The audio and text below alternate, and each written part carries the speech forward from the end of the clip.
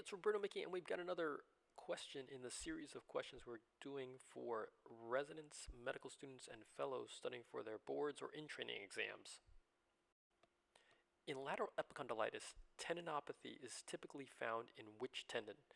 A. Extensor carpi ulnaris, B. Anconeus, C. Extensor digitorum communis, D. Extensor carpi radialis brevis, or E. Extensor carpi radialis longus. Here's your chance to pause the video so that you can have a chance to answer the question. All of the muscles listed are actually found on the lateral aspect of the elbow, but in tennis elbow or lateral epicondylitis, the extensor carpi radialis brevis is the tendon that is usually the one with the tendinopathy or pathology. So this is an illustration from Gray's Anatomy, and we're going to zoom in here on the lateral aspect of the elbow.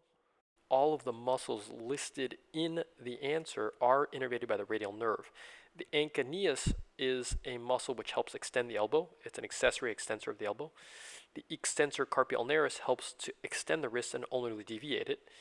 And the extensor digitorum communis extends the fingers.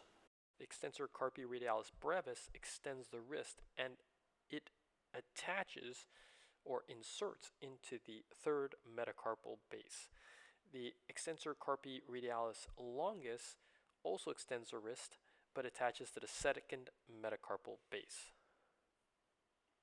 All of these muscles attach to the lateral epicondyle of the elbow, but the extensor carpi radialis brevis, which is highlighted in blue here, is the one with the pathology and typically has tendinopathy.